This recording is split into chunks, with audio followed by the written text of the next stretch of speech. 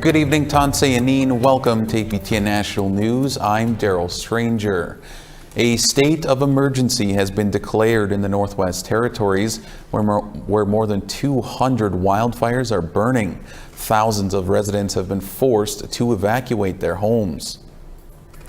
More than 100 Canadian soldiers have been sent in to help battle the fires and aid in evacuations. The territory's remoteness and small population have made firefighting efforts difficult. The fires are also approaching the capital of Yellowknife. Evacuation alerts have been issued for 3 areas in the region. There's a lot of work on what we call fire breaks, which is basically clear cutting 100-meter widths of trees. So being that buffer between the fire and the community. The territorial government is also doing a lot of offensive and defensive firefighting on the fire, and they're also setting up fire breaks. They're including some wet fire breaks. They're looking to do a fire retardant line, and so all of these together are multiple lines of defense. In the meantime, to the south, the mayor of Hay River on the shore of Great Slave Lake is urging all residents to leave. We send out an alert to let you know that it's coming at us, or to let you know to get to the muster station or wherever, because we don't have communications. 5 communities are under mandatory evacuation orders, including the smaller town of Enterprise. Much of that community has been destroyed by fire. The communities of Fort Smith and Jean Marie River are also under evacuation orders. Some people forced out have been flown into northern Alberta by military aircraft. Many highways in the territory have been closed, and officials are calling the rescue effort one of the largest in the territory's history. April Breckhart-Glacar and her family had to evacuate from their home in Hay River earlier in the week, and she joins us now from Edmonton, Alberta. April, thank you so much for joining us here. We really appreciate it, and I can only imagine what you and others are going through in this time. We'll start with this first question here, and what was it like to get the notice to evacuate? It was very fast. Unless I missed it on my phone, we did not get a stage 1 or stage 2 notice that things were coming, our direction. I think it happened so quickly. The winds were so strong. The fire moved an incredible distance on Sunday in one day. I believe it was 50 kilometers in one day. And it cut cross country to the highway. And so we got the notice, and it was go. It wasn't pack to go. Be ready. It was go. So it wasn't the first evacuation for us. So it was not entirely shocking. And to be totally honest, I still had things packed from the fire evacuation in May. When we came back from that evacuation, I washed up sleeping bags from the truck and had water ready and in crates to load. So it was a little, it wasn't new, sadly. Well, April, how would you describe some of the scenes that you were seeing while evacuating? Oh, well, when we first left, the smoke had been building. We were seeing smoke building during the day, and just before 3 o'clock, I was outside watering my flowers, and fairly big pieces of ash started falling, but we hadn't been evacuated at that point, and it's like, this is really ominous. Something's not feeling very good about this. And so when we left, it was about the time we packed up, put sprinklers on our roof, and loaded dogs and everybody. It was about 10 after 6 in the evening when we drove out. And it was very smoky, and it very soon turned to an orange overcast sky. And billowing smoke. The smoke was really billowing and moving a lot, very erratic winds. And as we drove further, within a 30-minute span, we drove into really what looked like a hellstorm. It was, you could feel the heat inside the vehicle. If I rolled the windows down, I could hear the fire. and it was very unnerving, and there was so much flame still ahead of us that we didn't really know what we were going to drive into. We just drove to get through, and it was it seemed very vicious. The fire seemed very vicious and aggressive and quick, and we left, and not maybe 10-15 minutes behind us, the highway closed. So you're in Edmonton right now, right, April? So what type of assistance, if any, are you receiving while you're evacuated? Well, right now, we're in Edmonton, and we've been to the St. Albert Evacuation Center. Folks there have been super helpful and great. They've registered us as evacuees and are offering through work with, I think, the Alberta government and the Northwest Territories government, hotel accommodations for a few days to help people get on their feet, and just, there's medical attention there, there's pet attention there. They've got rooms available for people with animals as well. And so it's been very good here. As we were evacuating, our first stop was in High Level, and there was no facilities available there for us. And the information was not available because the Northwest Territories had a communications blackout due to the fire taking out lines. And so we had no internet, no cell phone, and no data for Facebook or any other form of communication. Basically, it was solid once we got to High Level. Well, just on that note, April, I wanted to ask, is there any word on your home and how the community of Hay River is doing, and maybe any word on when you may be able to return to Hay River? No word on our home. Us, like everybody else, is definitely praying that we go back to a home. We know what fire can do. We know we just recently saw the devastation at Haudaloa-Des-Che First Nation, and then we've seen pictures since of Enterprise. So we haven't heard any official timeline, but it sounds like we should expect to be out at least 1 week, and some indications are that it could be longer until communication's restored. And right now, all resources are being used to keep that fire off of the town of Hay River, and the same in Fort Smith, Northwest Territories as well.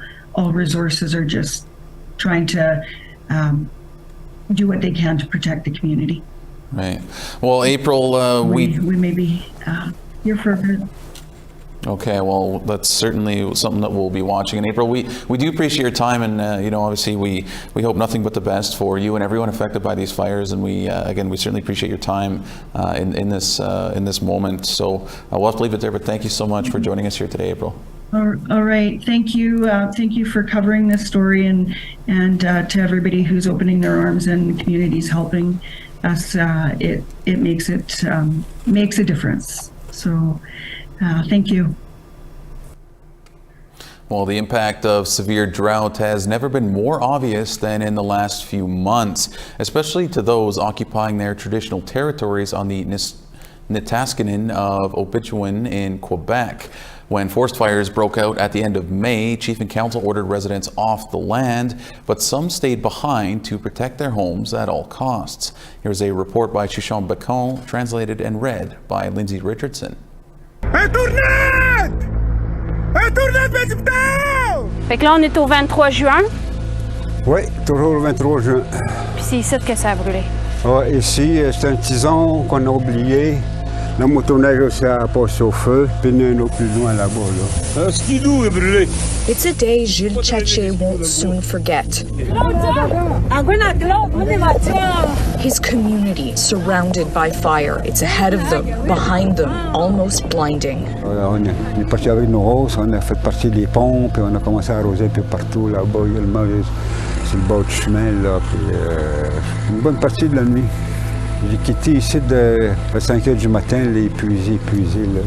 Puis t'es arrivé avec avec sa hausse, là, According to this traditional chief of the Tchatché family of Abidjan, the fire had its own wind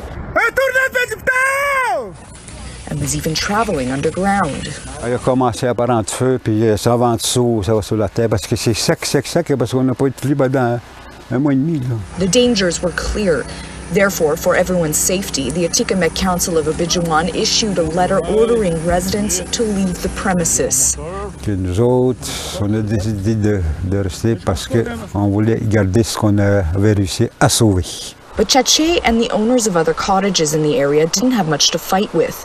Here, he shows us what he called his defense system when the fires broke out. Tout ce que j'avais, c'est ça, puis mes chaudières d'eau. J'ai fait des élastiques pour pas perdre mon eau, mes couverts dessus. Je remplissais mes chaudières avec ça. J'ai fait des élastiques pour... parce que quand on met ça après le pick-up en arrière, ça brasse, puis si on met pas ça, il reste quasiment plus d'eau après, quand on arrive sur place. It was a 45-day fight to save his home and the 20 other neighboring chalets. Over the weeks, reinforcements arrived from Manawan, Wamotashi, and Abidjan, including Roslin Awashish, an Atikamekw from Abidjan who didn't hesitate to offer help to protect Mother Earth and the cottages at risk. On avait déjà eu des chalets qui avaient déjà passé. C'était ça qui était désolant, là. Voir les chalets passer au feu, puis c'est toute une vie, hein. Et c'est nos grands-parents, puis aujourd'hui, c'est nous autres qui occupent le territoire. Eventually, the equipment improved, and they began using motor pumps like this one, which improves the likelihood of reducing fire damage. Ben, c'est sûr qu'il y a des risques dans tout ce qu'on fait. Oui, j'ai toujours considéré cette possibilité-là, mais tu sais, quand ton heure vient, elle arrive. Quand c'est pas ton heure, ça vient pas. This water bottle may seem common, but for Jude Tchatché, it's now a symbol of survival. Aujourd'hui, ma vision a changé concernant les bouteilles d'eau. On a utilisé, moi personnellement, j'en ai pris peut-être une caisse de 24, sinon plus, de bouteilles d'eau pour éteindre le feu qui a commencé à brûler en arrière des chalets. Courir un peu partout pendant que les autres ils essayent de ralentir avec leur pompe ici, de l'autre côté du chemin. Là. Now that calm is returning, he says he's grateful for the help and support, but still sad to see this devastation. Now comes time to continue the renovations Tchatché started before the fires arrived. A story by Shashan Bacon, APTN National News, Abidjan, Quebec. Well, our thoughts are certainly with everyone affected by the wildfires, and we are hoping for the best.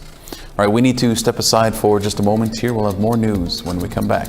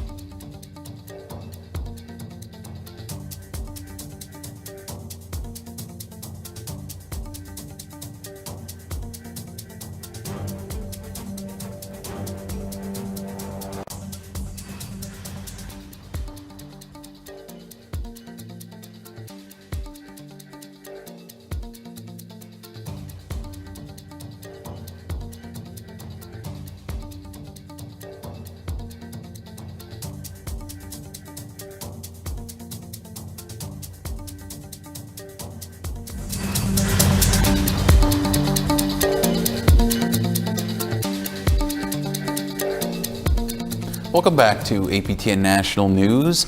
Local media was abuzz after Quebec Superior Court ruled it had jurisdiction to hear a case which calls on the removal of Governor General Mary Simon because she does not speak French. Simon, the first Indigenous Governor General, attended a federal day school in Quebec's Nunavik region. She promised to learn French when first appointed in 2021. Ottawa argued that only the federal court could hear the case, but Quebec Superior Court Justice Catherine Pichet ruled that Simon cannot be considered a federal officer because she was technically appointed by Queen Elizabeth II. The federal government did not appeal the judgment and told APTN by email that it could not comment because the case is before the court. The challenge was filed last summer by a group of Quebecers who want Simon's appointment declared null and void. Ça n'a rien à voir avec la personne qui occupe le poste de gouverneur général en tant que tel, mais bien la Constitution, mais bien la loi. On pense que le gouvernement fédéral a fait une erreur, qu'il a enfreint les dispositions linguistiques prévues à la Charte canadienne des droits et libertés. Et on pense important, non seulement pour le cas présent, mais surtout pour l'avenir, de régler cette question. A familiar face in Saskatchewan Indigenous politics has thrown his hat into the ring to be the next leader of the Assembly of First Nations. David Pratt is serving his second term as a vice chief with the Federation of Sovereign Indigenous Nations. He is a member of the Musquepetung First Nation in southern Saskatchewan. An election for national chief was made necessary after Roseanne Archibald was ousted from the position in June. That vote will be held in December. Pratt is the first candidate to announce his intentions to become national chief. He had this to say on Wednesday on why he is seeking the AFN's top job. What we witnessed the last few years at the AFN and a lot of the issues that we're facing and seeing the lack of movement on a number of our very important files, and my experience working here and building consensus within our region, as well as across the country and with other regions, compelled me, and I think that I could do a good job. And, I think I could be able to build that consensus and bring our chiefs together. And two political party leaders running in Manitoba's upcoming election spoke at the Assembly of Manitoba Chiefs Annual General Assembly today. NDP leader Wab Kinew and Liberal leader Dougald Lamont both spoke of their support for searching the Prairie Green landfill just outside of Winnipeg, which is believed to hold the remains of at least 3 First Nations women. We're trying to make Manitoba into the place that doesn't leave anybody behind, that remembers who each and every person is, and that lives up to that phrase, every child matters. Every person in Manitoba has a gift. And so that's what I want to work on with you. Not just the policy, but the philosophy, the mission, the vision to make this place better. And I know we can make life better. Now, we were also committed to funding the search for the Prairie Green landfill, as well as funding further cold case investigations. After we announced our support for funding the search at Prairie Green, we were contacted by a family who lost a loved one almost 50 years ago. There are 66 cold cases in Manitoba, so we will also take those cases and have them investigated by an outside prosecution service to make sure that nothing has been left behind. Incumbent Premier Heather Stephenson did not attend the assembly but was invited. She does not support a search of the landfill, and we will have more on the Assembly of Manitoba Chiefs Annual General Assembly tomorrow. Well, earlier in the day, Wab Kinew did a campaign-style speech in Winnipeg. Addressing crime and justice, he promised to bring the hammer down on drug dealers if elected this fall. Kinew addressed the drug epidemic plaguing communities all over the province, saying the NDP would make Manitoba safer by introducing the Unexplainable Wealth Act targeting drug traffickers.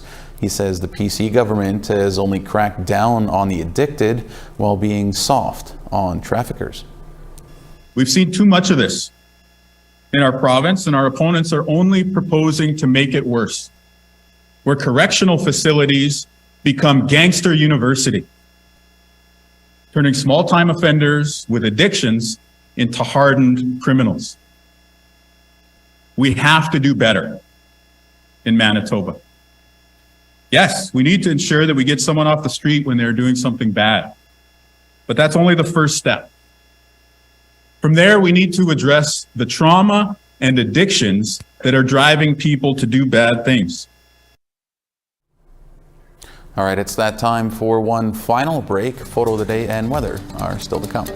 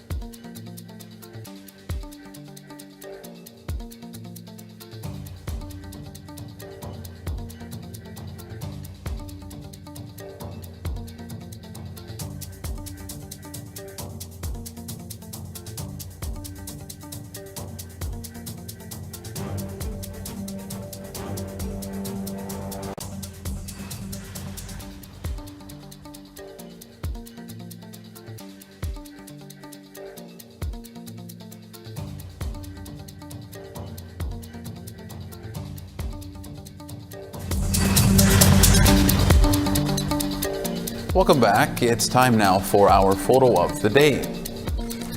This was the view last night as Clarence Jones was flying a drone, and he was able to capture this beauty of a photo of the Skeena Crossing train bridge located near Highway 16 crossing the Skeena River. Thanks so much for sharing that one, Clarence. That is a great photo there. If you would like to share a photo across the nations, send those pics to share@aptn.ca and be sure to tune in each day. All right, now let's take a look at tomorrow's weather forecast.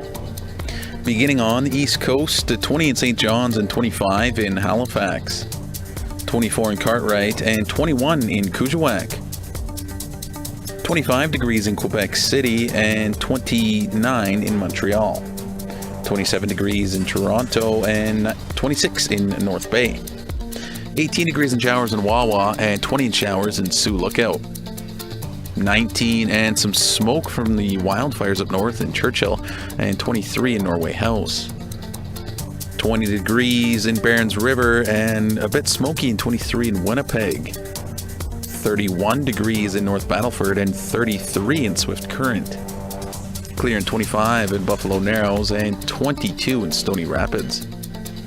Continuing west at 24 in Fort Chippewa and 24 in Peace River. 31 degrees in Edmonton and 37 in Lethbridge.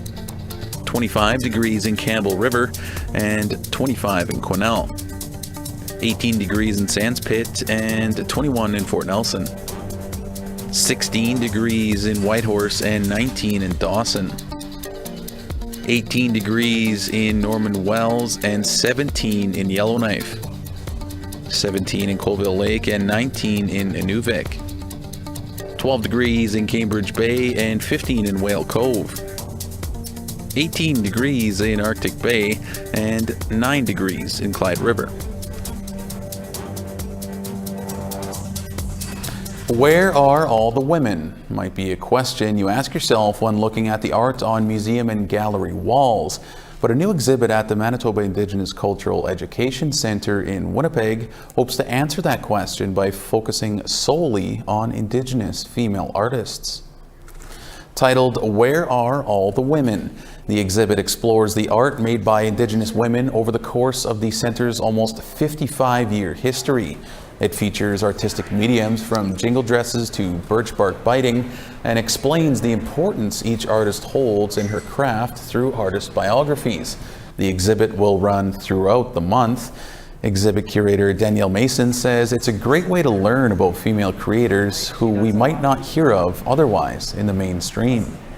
I know for me growing up, the only people I saw on the walls were like Van Gogh and Picasso and just these like very status quo male artists that didn't really have a lot of diversity or representation for me personally. And a lot of the artists that we have featured in this exhibit kind of share that sentiment where they didn't see anybody who looked like them on the walls. So, or see any names that they could kind of relate to. So we wanted to kind of focus on representing not only like women, but like the minorities especially.